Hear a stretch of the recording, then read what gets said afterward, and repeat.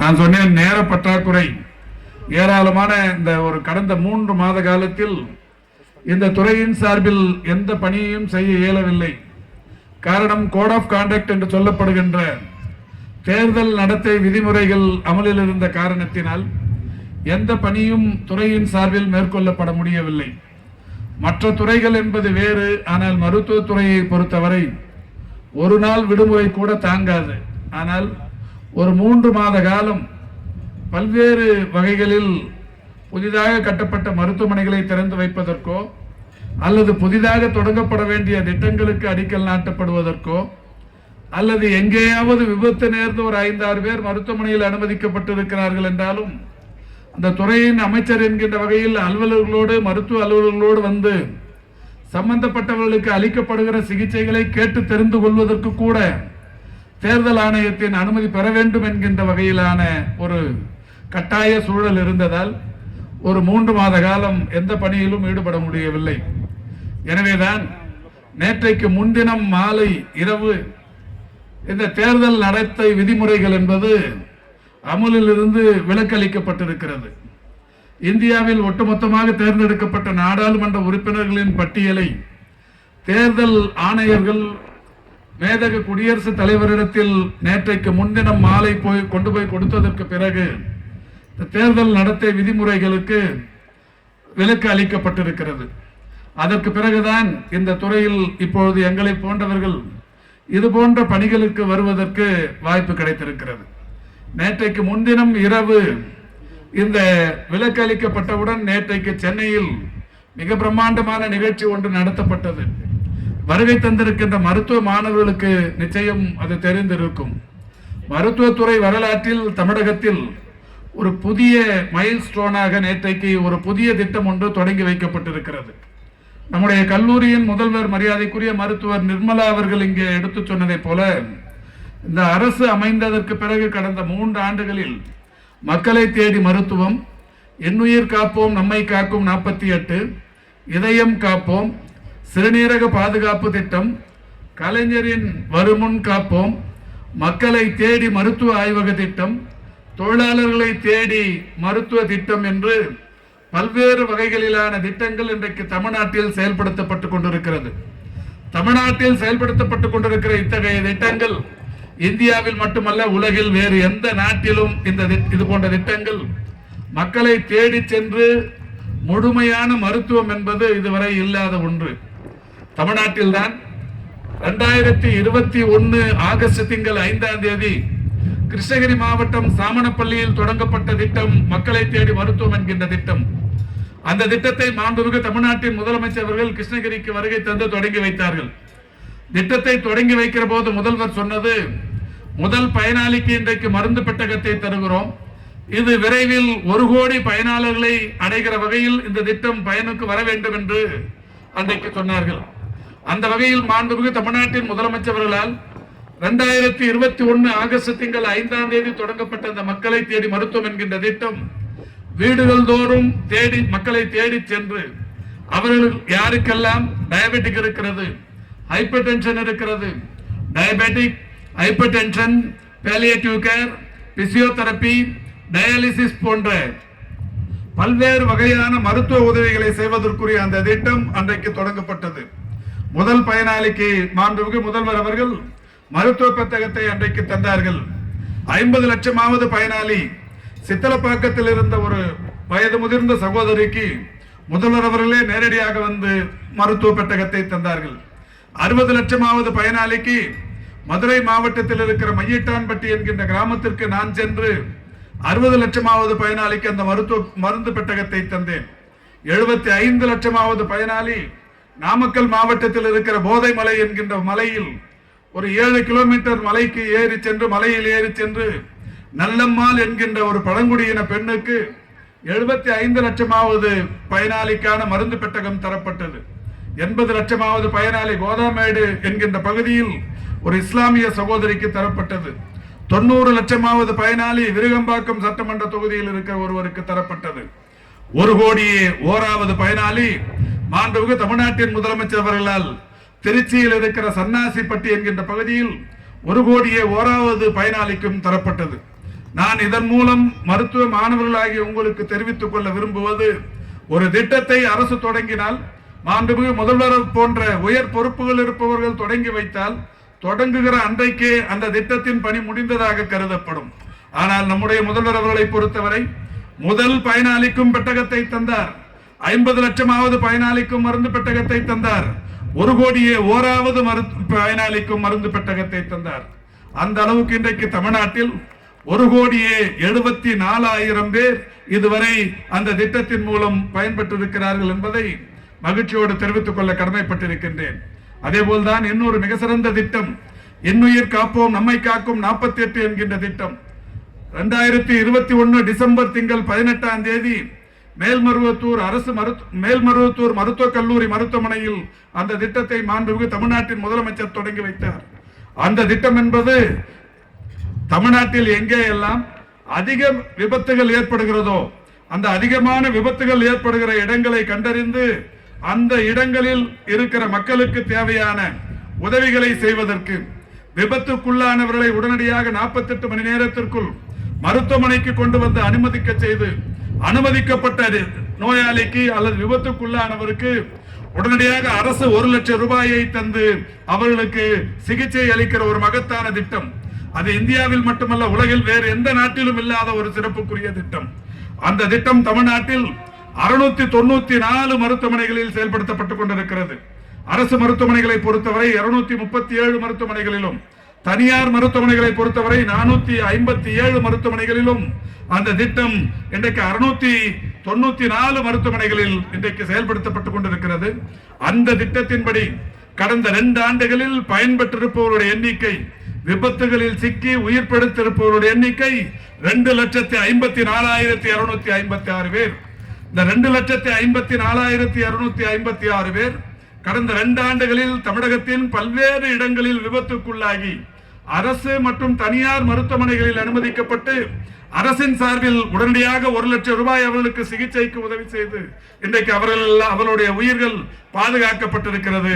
அதற்காக இந்த அரசு இதுவரை செலவிட்டிருக்கிற தொகை 221 கோடியே 11 லட்சம் ரூபாய்.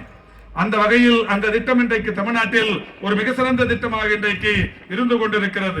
நான் எல்லா திட்டங்களையும் விரிவாக பேச விரும்பவில்லை. நீங்கள் நீண்ட நேரமாக காத்திருக்கிறீர்கள். விரைந்து பல்வேறு நிகழ்ச்சிகள் தொடர்ந்து நடைபெறவும் இருக்கிறது. இது முடித்து நான் ஈரோடுக்கு செல்ல வேண்டும். ஈரோட்டில் ஒரு நிகழ்ச்சி முடித்து இரவு பொள்ளாச்சிக்கு சென்று அங்கு இரவோடு இரவாக தங்கி நாளை காலை பொள்ளாச்சி மருத்துவமனையில் பேவார்டு என்று சொல்லக்கூடிய கட்டண படுக்கை அறையை ஒன்றை திறந்து வைக்க வேண்டும். கட்டண படுக்கை அறை என்பது குறித்தும் நம்முடைய மருத்துவக் கல்லூரி மாணவர்களுக்கு தெரியும். பெரிய அரசு மருத்துவமனைகளில் நடுத்தர மக்கள் குறைந்த வாடகைக்குரிய கட்டடங்களை அவர்கள் அந்த அறைகளை தேர்ந்தெடுத்து அங்கே சிகிச்சை பெறுவதற்கு விரும்புவார்கள். இதற்கு முன்னால் ராஜீவ்காந்தி அரசு மருத்துவமனையில் மட்டுமே சென்னையில் அந்த வசதி இருந்தது. இந்த அரசு பொறுப்பேற்றதற்கு பிறகு ராஜீவ்காந்தி அரசு பொது மருத்துவமனை, மதுரை ராஜாஜி அரசு பொது மருத்துவமனை, கோவை மருத்துவக் கல்லூரி மருத்துவமனை, அதே போல் நம்முடைய சேலம் மருத்துவக் கல்லூரி மருத்துவமனை என்று இன்றைக்கு 7-8 இடங்களில் அந்த பேவார்ட்ஸ் திட்டம் என்பது தொடங்கப்பட்டிருக்கிறது. நாளை முதன்முறையாக கோவை மாவட்டத்தில் ஒரு மாவட்ட அரசு தலைமை மருத்துவமனையிலும் அந்த பேவார்டு திறக்கிற பணி நாளை பொள்ளாச்சியில் நடைபெறவிருக்கிறது. இந்த கோவைக்குத்தான் அந்த சிறப்பும் கிடைத்திருக்கிறது. இது மட்டுமல்ல, கோவைக்கு இன்னும் ஒரு சிறப்பு. கடந்த ஆண்டு ஜூன் திங்கள் 27ஆம் தேதி நானும் நம்முடைய இங்கே வீட்டிருக்கிற முன்னணி செயல் வீரர்களும் கோவையில் ஒரு திட்டத்தை தொடங்கி வைத்தோம். நான் இப்போது ஏற்கனவே சொன்ன 2 திட்டங்களை பொறுத்தவரை இன்றைக்கு நீங்கள் மனதில் அந்த திட்டங்கள் எங்கெங்கே தொடங்கப்பட்டது என்பதை பதிய வைத்துக் கொண்டிருப்பீர்கள். மக்களை தேடி மருத்துவம் என்றால் கிருஷ்ணகிரி மாவட்டம் சாமனப்பள்ளி, இன்னுயிர் காப்போம் நம்மை காக்கும் 48 என்றால் காஞ்சிபுரம் மாவட்டம் மேல்மருவத்தூர். அதேபோல் இதயம் காப்போம் என்கின்ற ஒரு திட்டம். இந்த இதயம் காப்போம் என்கின்ற ஒரு திட்டம் முதலில் தொடங்கப்பட்டது கடந்த ஆண்டு ஜூன் திங்கள் 27ஆம் தேதி மதுக்கரை ஒன்றியம் மலுமிச்சம்பட்டி என்கின்ற இந்த கோவை மாவட்டத்தில் மலுமிச்சம்பட்டியில் தொடங்கப்பட்ட அந்த திட்டம் என்பது இன்றைக்கு உலகில் இளம் வயதினருக்கே மாரடைப்பு நோய்கள் வந்து கொண்டிருக்கிறது. இதய நோய்கள் என்பது இளம் வயதினருக்கே வந்து கொண்டிருக்கிற நிலையில் உலகம் முழுவதும் WHO ஆக இருந்தாலும் இன்றைக்கு ஒன்றிய மருத்துவத்துறை நிர்வாகமாக இருந்தாலும் அதற்கான ஆராய்ச்சிகள் ஏராளமாக செய்து கொண்டிருக்கிறார்கள். எதற்காக இந்த மாரடைப்பு நோய்கள் அதிகரித்துக் கொண்டிருக்கிறது, இளம் வயதினரையும் பாதிக்கக்கூடிய இந்த மாரடைப்பு நோய்களுக்கு என்ன காரணம் என்று இன்றைக்கு எல்லோருமே ஆராய்ந்து கொண்டிருக்கிற நிலை. ஆனால் நம்முடைய மாண்புமிகு தமிழ்நாட்டின் முதலமைச்சர்கள் குக்கிராமங்களிலும் மலை கிராமங்களிலும் இருக்கிற மக்களுக்கு மாரடைப்புக்கான அந்த அறிகுறிகள் தென்பட்டால் முன்னால் எல்லாம் கோவை அரசு மருத்துவக் கல்லூரிக்கு வர வேண்டும், இஎஸ்ஐ மருத்துவக் கல்லூரி மருத்துவமனைக்கு வர வேண்டும், மாவட்ட அரசு தலைமை மருத்துவமனைகளுக்கு செல்ல வேண்டும், வட்டார அரசு மருத்துவமனைகளுக்கு செல்ல வேண்டும். ஆனால் அவர்கள் வீடுகளின் பக்கத்திலே இருப்பது துணை சுகாதார நிலையங்களும் ஆரம்ப சுகாதார நிலையங்களும் தான்.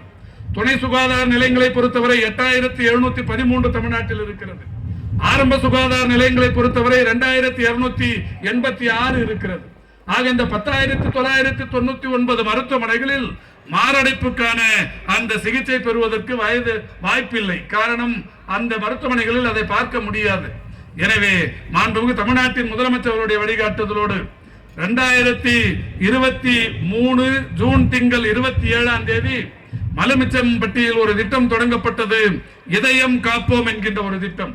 அந்த திட்டத்தின்படி நான் ஏற்கனவே சொன்ன துணை சுகாதார நிலையங்களிலும் ஆரம்ப சுகாதார நிலையங்களிலும் ஒட்டுமொத்தமாக 10,999 மருத்துவ மையங்களில் இன்றைக்கு இதயம் காக்கும் மருந்துகளான ஆஸ்பிரின், குளோபிடோக்ரல், அட்ரோவாஸ்டாட்டின் என்கின்ற 3 வகை மருந்துகள் 14 மாத்திரைகளை ஒரே நேரத்தில் தந்து அந்த மாரடைப்புக்கான அறிகுறிகளோடு வருபவர்களுக்கு உடனடியாக கோல்டன் அவர்ஸ் என்று சொல்லக்கூடிய வகையில் அவர்களுடைய உயிரை காப்பாற்றும் முயற்சி அங்கே தொடங்கி வைக்கப்பட்டது.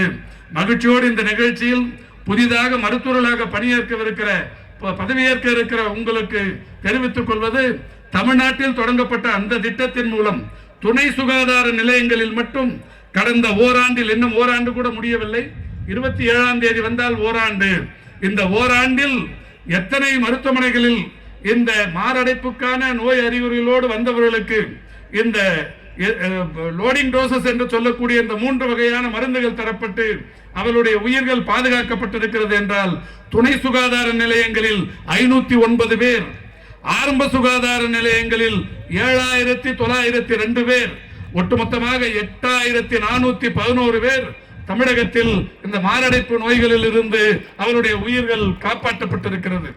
நான் ஒவ்வொரு மாவட்டத்திற்கும் ஆய்வுக்கு செல்லுகிற போதெல்லாம் சர்ப்ரைஸ் விசிட் என்கின்ற வகையில் பல்வேறு மருத்துவமனைகளுக்கு சென்று ஆய்வு செய்து வருகிறேன். அப்படி ஆய்வு செய்ய போகிற போது ஆரம்ப சுகாதார நிலையங்களிலும் துணை சுகாதார நிலையங்களிலும் நான் முதலில் கேட்பது, மாரடைப்புக்கான இந்த லோடிங் டோசஸ் எத்தனை பாக்கெட் வைத்திருக்கிறீர்கள், எத்தனை பேருக்கு இதுவரை தந்திருக்கிறீர்கள், அதனால் பயன்பெற்றவர்களுடைய பட்டியல் எங்கே, அந்த பட்டியலை வாங்கி அவர்களுக்கு தொலைபேசியில் தொடர்பு கொண்டு அதனால் அவர்களுடைய பயனை நானே நேரடியாக கேட்டறிந்து வருகிறேன். அதோடு மட்டுமல்ல, இதுவரை இந்த துறையில் ஆரம்ப சுகாதார நிலையங்களில் பாம்பு கடிக்கும் நாய் கடிக்கும் மருந்தில்லை. பாம்புகளும் நாய்களும் நகர பகுதிகளில் மட்டும் இருப்பதில்லை, கிராமங்களிலும் மலைப்பகுதிகளிலும் தான் அதிகமாக மக்களை பாதிக்கும். இதுவரை தமிழக மருத்துவத்துறை வரலாற்றில் இந்த பிஎச்சி என்று சொல்லக்கூடிய ஆரம்ப சுகாதார நிலையங்களில் பாம்பு கடிக்கும் நாய் கடிக்கும் மருந்து இல்லாமல் இருந்தது.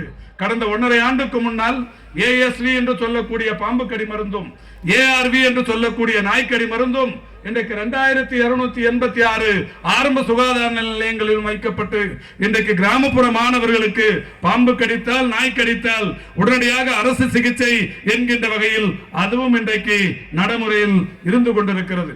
இப்படி பல்வேறு திட்டங்கள், இந்த திட்டங்களுக்கெல்லாம் ஒரு மிக சிறப்பான முத்தாய்ப்பான திட்டம் நேற்றைக்கு ஒன்று தொடங்கப்பட்டிருக்கிறது. மாணவ மாணவியர்களுக்கும் மேடையில் வீட்டிருக்கிற பேராசிரியர் பெருமக்களுக்கும் எத்தனை பேர் அதை ஊடகங்களில் பார்த்தார்கள் என்று எனக்கு தெரியாது. நேற்றைக்கு தொடங்கி வைக்கப்பட்ட திட்டம் இந்தியாவில் முதன்முறையாக இலவசமாக செயற்கை கருத்தரித்தல் மையம் ஒன்று தமிழ்நாட்டில் தொடங்கி வைக்கப்பட்டிருக்கிறது. கருத்தரித்தல் மையம் இன்றைக்கு ஒரு பெரிய வியாபாரமாகிவிட்டது. தடுக்கி விழுந்தால் தனியார் செயற்கை கருத்தரித்தல் மையங்கள் இன்றைக்கு தமிழ்நாடு முழுவதிலும் மட்டுமல்ல, இந்தியா முழுவதிலும் இருக்கிறது. யாருக்காவது குழந்தை பிறக்க வேண்டும் என்றால் கருவுறாத தாய்மார்களுக்கு குழந்தை பிறக்க 10 லட்சம் 15 லட்சம் செலவு செய்துதான் குழந்தைகளை பெற்றெடுத்துக் கொள்ள வேண்டிய அந்த சூழல் இருக்கிறது. வசதி படைத்தவர்களுக்கு இது சரி, ஏழை எளியவர்கள் தங்களுக்கு குழந்தை கருவுறும் தன்மை இல்லாத அந்த தாய்மார்களுக்கு குழந்தை பிறப்பது என்பது ஒரு எட்டா கனவு. எனவேதான் மாண்புமிகு தமிழ்நாட்டின் முதலமைச்சர்களுடைய வழிகாட்டுதலோடு கடந்த ஆண்டு நிதிநிலை அறிக்கையில் அறிவித்தோம். சென்னையில் எழும்பூர் மருத்துவமனையிலும் கோவை நம்முடைய மதுரை ராஜாஜி மருத்துவமனையிலும் 2 இடங்களில் செயற்கை கருத்தறுத்தல் மையங்கள் விரைவில் தொடங்கப்படும். அது இலவசமாக ஏழை எளியவர்கள் பயன்பெறுகிற வகையில் அந்த திட்டத்தை நடைமுறைப்படுத்துவோம் என்று அறிவித்தோம். நீங்கள் கேட்கலாம், தமிழ்நாட்டில் மட்டும்தான் இந்த திட்டம் இருக்கிறதா, இந்தியாவில் வேறு மாநிலங்களில் இந்த திட்டம் இல்லையா என்று கேட்கலாம். இருக்கிறது. சண்டிகரில் இருக்கிறது, டெல்லியில் இருக்கிறது, உத்தரப்பிரதேசத்தில் இருக்கிறது. ஆனாலும் ஒவ்வொரு சுழற்சிக்கும் 2.5 லட்சம் ரூபாய் பணம் கட்ட வேண்டும். தனியாருக்கு போனாலும் அவ்வளவு செலவாகிறது, அரசு மருத்துவமனைக்கு போனாலும் அவ்வளவு செலவாகிறது. தனியார் மருத்துவமனைக்கு போனால் ஒரு குழந்தை பிறப்பதற்கு 10-15 லட்சம் செலவாகிறது. அரசு மருத்துவமனைக்கு போனால் 7.5-8 லட்சம் ரூபாய் செலவாகிறது. ஆனால் தமிழ்நாட்டில் தான் முதன்முறையாக 1 ரூபாய் கூட செலவில்லாமல் ஏழை தாய்மார்களுக்கு இன்றைக்கு அந்த செயற்கை கருத்தறுத்தலின் மூலம் குழந்தைகள் பெற்றெடுத்து தருகிற ஒரு அற்புதமான திட்டம் நேற்றைக்கு தொடங்கி வைக்கப்பட்டிருக்கிறது. இப்படி தமிழ்நாட்டில் ஏராளமான திட்டங்கள் தொடங்கப்பட்டுக் கொண்டிருக்கிறது. இதையெல்லாம் புதிதாக மருத்துவர்களாக பொறுப்பேற்கவிருக்கிற உங்களிடையே சொல்ல காரணம், இன்றைக்கு நீங்கள் ஏறத்தாழ கோவை அரசு மருத்துவக் கல்லூரியை சேர்ந்த மாணவர்கள் 146 பேர் இன்றைக்கு பட்டம் பெறவிருக்கிறீர்கள். இஎஸ்ஐ மருத்துவக் கல்லூரி மாணவர்கள் 88 பேர் இன்றைக்கு பட்டம் பெறவிருக்கிறீர்கள். அத்தனை பேருக்கும் இன்றைக்கு நாம் தெரிவித்துக் கொள்கின்ற ஒரு மகிழ்ச்சியான செய்தி, தமிழக அரசில் ஏழை எளியவர்களுக்கு சேவை செய்வதற்குரிய திட்டங்கள் ஏராளம் இருந்து கொண்டிருக்கிறது. எனவே நீங்கள் அரசு பணியை விரும்புவீர்களேயானால் அரசு நிர்வாகங்களில் மருத்துவர்களாக பணியாற்றுவதற்கான ஒரு அற்புதமான வாய்ப்பு தமிழ்நாடு அரசு மருத்துவமனைகளில் இருக்கிறது. இதுவே 3 ஆண்டுகளுக்கு முன்னால் ஒரு மருத்துவக் கல்லூரி மாணவர், ஒரு மருத்துவர் தமிழக அரசு மருத்துவ பணியில் சேர வேண்டும் என்றால் யாரையோ பார்க்க வேண்டும், எதையோ செய்ய வேண்டும். அதற்கு பின்னால் தான் மருத்துவர்களாக சேர முடியும். ஆனால் கடந்த 3 ஆண்டுகளாக மருத்துவத்துறையின் எல்லா பணியிடங்களும் வெளிப்படை தன்மையோடு 1 ரூபாய் கூட செலவில்லாமல், ஒரு சிபாரிசு கூட இல்லாமல் இன்றைக்கு சேரும் நிலை உருவாகி இருக்கிறது. கடந்த 3 மாதங்களுக்கு முன்னால் 1021 மருத்துவர்கள் தமிழ்நாட்டில் இன்றைக்கு புதிதாக தேர்ந்தெடுக்கப்பட்டார்கள். இந்த 1021 மருத்துவர்களை பொறுத்தவரை தமிழ்நாட்டின் எங்கே எல்லாம் அதிகமான காலி பணியிடங்கள் இருக்கிறதோ ஒரு 20 மாவட்டங்களை தேர்ந்தெடுத்து அந்த 20 மாவட்டங்களுக்கு நீங்கள் அந்த பணிக்கு செல்வதற்கு ஒரு கவுன்சிலிங் கலந்தாய்வு நடத்தி அதன் மூலம் செல்லலாம் என்று அறிவித்து 1021 மருத்துவர்கள் 1 ரூபாய் கூட செலவில்லாமல் அவர்கள் விரும்புகிற இடங்களுக்கு இந்தியாவிலேயே முதன்முறையாக ஆரம்ப நிலையில் பணிக்கு வருகிற மருத்துவர்களை கூட கலந்தாய்வின் மூலம் அவர்கள் விரும்புகிற இடங்களுக்கு சென்றிருக்கிறார்கள். இருந்தாலும் இன்னமும் காலி பணியிடங்கள் தமிழகத்தின் மருத்துவமனைகளில் இருக்கிறது. அதற்காக கடந்த 3 மாதங்களுக்கு முன்னால் மாண்புமிகு தமிழ்நாட்டின் முதலமைச்சருடைய வழிகாட்டுதலோடு 2553 புதிய மருத்துவர்களை நியமிப்பதற்கு MRB என்று சொல்லக்கூடிய மெடிக்கல் சர்வீசஸ் ரெக்ரூட்மெண்ட் போர்டு என்று சொல்லக்கூடிய அமைப்பின் மூலம் இன்றைக்கு விளம்பரப்படுத்தப்பட்டிருக்கிறது. மாணவர்களுக்கான ஒரு நற்செய்தி இன்றைக்கு தெரிவித்துக் கொள்கின்றேன். இந்த 2553 புதிய மருத்துவர்களின் நியமனம் என்பது வெளிப்படையாக நடைபெறவிருக்கிறது. இதற்கு விண்ணப்பிப்பதற்கு கால அவகாசம் ஜூலை 15 வரை இருக்கிறது. இன்றைக்கு ஜூலை 7ஆம் தேதி இன்றைக்கு ஜூலை 7ஆம் தேதி 15ஆம் தேதி வரை உங்களுக்கு அந்த கதவு திறந்தே இருக்கிறது. புதிதாக நீங்கள் அரசு மருத்துவர்களாக ஆக விரும்பினால் இந்த 15ஆம் தேதிக்குள் நீங்கள் விண்ணப்பிக்கலாம். இப்போது பட்டம் பெற்ற நீங்கள் நேரடியாக போய் அந்த MRBயில் விண்ணப்பிக்க இயலாது. மெடிக்கல் அந்த நம்முடைய அந்த துறையில் நீங்கள் போய் முதலில் மருத்துவராக பதிவு செய்ய வேண்டும். ஒரே நாளில் நான் இங்கிருந்து உங்களுக்கு சொல்லுகிறேன், அந்த துறையை சேர்ந்த அந்த பதிவாளரிடத்தில் நான் இன்றைக்கே சொல்லுகிறேன், கோவை மருத்துவக் கல்லூரியாக இருந்தாலும் கோவை இஎஸ்ஐ மருத்துவக் கல்லூரியாக இருந்தாலும் அரசு பணியில் சேர்வதற்கு விரைந்து அவர்களை மருத்துவர்களாக பதிவு செய்கிற அந்த பணி டிலே இல்லாமல், கால தாமதம் இல்லாமல் விரைந்து செய்து தந்திட வேண்டும் என்று அவருக்கு நான் அறிவுறுத்துகிறேன். நீங்கள் யாராக இருந்தாலும் எந்த சிபாரிசும் தேவையில்லை. நாளையோ நாளை மறுநாளோ சென்னைக்கு போய் அந்த அலுவலகத்தில் அந்த நீங்கள் உடனடியாக பதிவு செய்து 15ஆம் தேதிக்குள் MRBயில் விண்ணப்பிக்க வேண்டும். விண்ணப்பித்த அனைவருக்குமே கிடைப்பது என்பது கடினம். காரணம், ஆயிரக்கணக்கானவர்கள் லட்சக்கணக்கானவர்கள் அதில் விண்ணப்பித்திருப்பார்கள். உங்களுடைய தகுதி திறமை, நீங்கள் அந்த தேர்வில் எந்த அளவுக்கு வெற்றி பெறுகிறீர்கள் என்பதை பொறுத்துத்தான் வெளிப்படையாக அந்த பணியிடங்கள் நிரப்பப்படவிருக்கிறது. எனவே உங்களுக்கு தொடக்கத்திலேயே அந்த வாய்ப்பு தமிழ்நாட்டில் கிடைத்திருக்கிறது என்பதற்காகத்தான் இந்த செய்தியை சொல்லுகிறேன். எனவே மருத்துவக் கல்லூரி மாணவர்களாகிய நீங்கள், குறிப்பாக கோவை மருத்துவ கல்லூரியில் பயின்ற உங்களுக்கு நிறைய அனுபவங்கள் இருக்கும். நம்முடைய பெருமதிப்பிற்குரிய மருத்துவர் ரவீந்திரன் இங்கே பேசும்போது சொன்னார், 2021 ஜூன் திங்கள் 30ஆம் தேதி மருத்துவத்துறை வரலாற்றில் ஒரு மகத்துவமான நாள். தமிழ்நாட்டின் முதலமைச்சர் இஎஸ்ஐ மருத்துவக் கல்லூரியில் இருக்கிற ஒரு கொரோனா பேஷண்டை தீவிர சிகிச்சை பிரிவுக்கு வந்து நேரடியாக பார்த்தார். அந்த கொரோனாவுக்கு என்று போடப்படுகிற அந்த உடை அங்கியை அணிந்து அந்த வார்டுக்கு நேரடியாக வந்து பார்த்தார். அந்த கொரோனா காலகட்டத்தில் ஒருவரை ஒருவர் பார்த்தாலே அந்த கொரோனா பாதிப்பு ஒட்டிக்கொள்ளும் என்கின்ற வகையிலான அச்சம், உயிர் போய் விடுமோ என்கின்ற மிகப்பெரிய அளவிலான பயம். அந்த நேரத்தில் மாண்புமிகு தமிழ்நாட்டின் முதலமைச்சர் அவர்கள் இதே கோவை மாவட்டத்துக்கு வந்துதான் இஎஸ்ஐ மருத்துவக் கல்லூரி மருத்துவமனையில் அனுமதிக்கப்பட்டிருந்த தீவிர சிகிச்சை பிரிவில் இருந்த ஒரு கொரோனா நோயாளியை நேரடியாக வந்து பார்த்ததற்கான காரணம், அந்த நோயாளிக்கு ஆறுதல் சொல்வது மட்டுமல்ல, இந்த கொரோனா காலகட்டத்தில் மருத்துவர்களும் மருத்துவம் சார்ந்த களப்பணியாளர்களும் எந்த அளவுக்கு அவருடைய உயிரை பணயம் வைத்து பணியாற்றி கொண்டிருக்கிறார்கள், அவர்களுக்கு ஒரு உற்சாகம் அளிக்கிற வகையில், ஊக்கம் அளிக்கிற வகையில் மாண்புமிகு தமிழ்நாட்டின் முதலமைச்சர் அவர்கள் அன்றைக்கு வந்தார்கள். அந்த காலகட்டத்தில் பணியாற்றியவர்கள் நீங்கள் 2018ஆம் ஆண்டு படிக்க தொடங்கி இன்றைக்கு பட்டம் பெற்றிருக்கிறீர்கள். கொரோனா தீவிர உச்சத்தில் இருந்த போது நீங்கள் அங்கே படித்தும் இருக்கிறீர்கள், பணியாற்றும் இருக்கிறீர்கள். எனவே உங்களுக்கான இந்த அனுபவம் என்பது நிச்சயம் எதிர்காலத்தில் எத்தகைய பேரிடர் வந்தாலும் அதை சமாளிக்கும் திறன் இன்றைக்கு புதிதாக பட்டம் பெறவிருக்கிற உங்களுக்கு இருக்கும் என்கின்ற வகையில் உங்களை மனதார வாழ்த்தி வாய்ப்புக்கு நன்றி கூறி விடைபெறுகிறேன். நன்றி, வணக்கம்.